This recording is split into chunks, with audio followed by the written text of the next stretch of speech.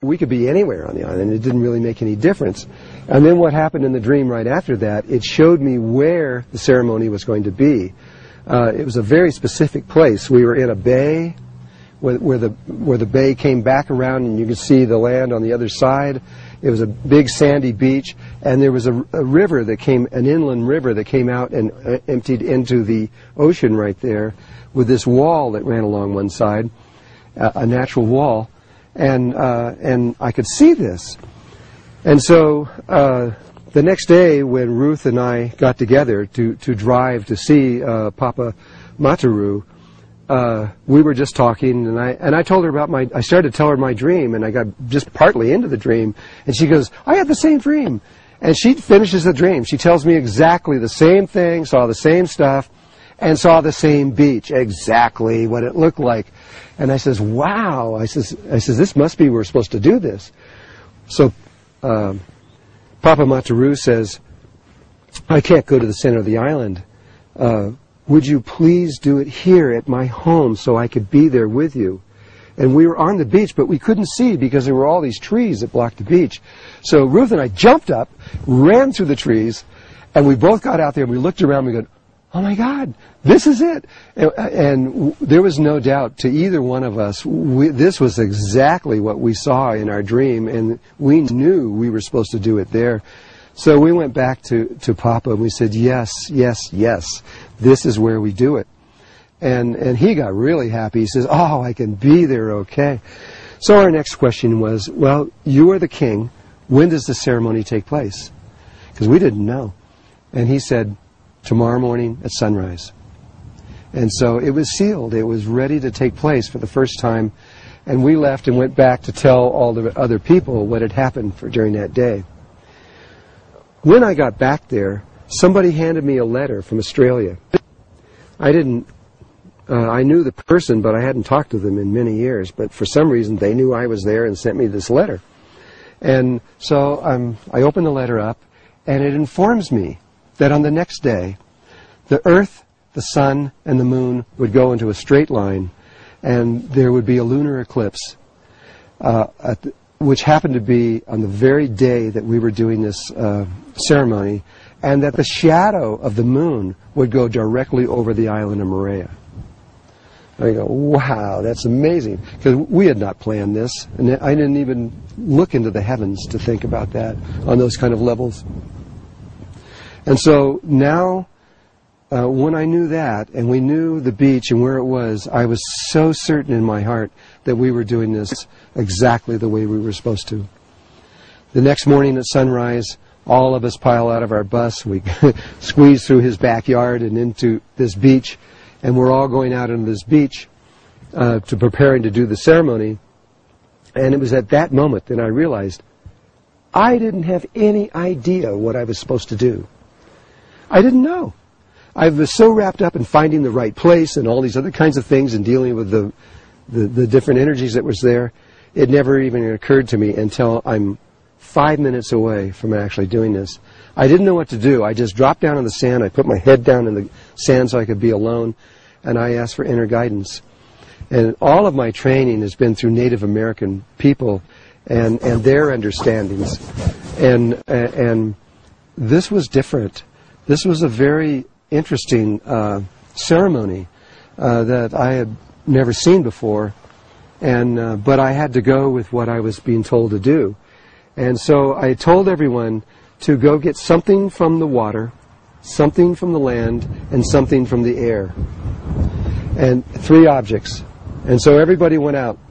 A half an hour later or so, they all came back, and we put these in a sequence of water, earth, air, water, earth, air, all around into my native thing, which was a medicine wheel. It's a circle with a square in the middle for the 4 directions.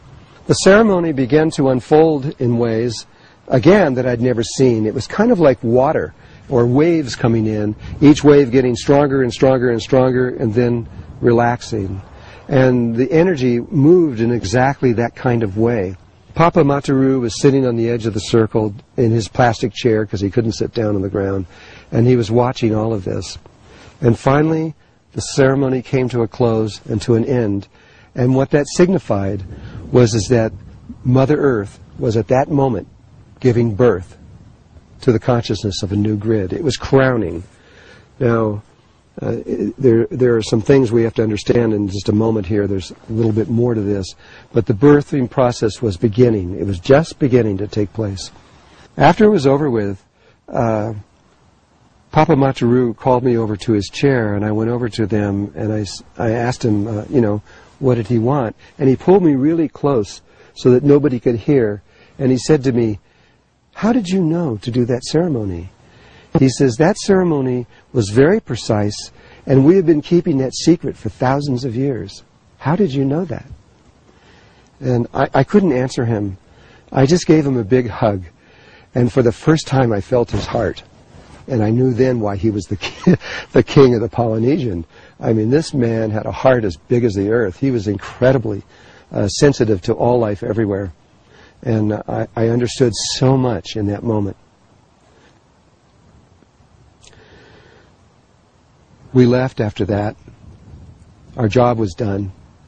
We had finished what we had to do on that island, and we went back to our various places and prepared to leave. We went back a day or so later to our different countries all over the world, back to different places, many, many different places around the world. And I came back here to Sedona, to Arizona. The next morning, one of the people that was in there, Carolina, went up early in the morning of the next morning and took a photograph. An impossible photograph was taken. She showed this photograph from about 30 feet away, and there was the medicine wheel, the shells and everything on the ground, and floating directly above it was a 5-pointed star that was a very bright white light that the camera could pick up very, very easily. It was actually more like a 5-pointed, like a starfish. Its points were rounded. We then got some pictures that were taken 3 weeks later, where people had gone over and the waves had come in and washed it, and you could see the objects were scattered all over the place, but the star was still floating there 3 weeks later, which was still amazing.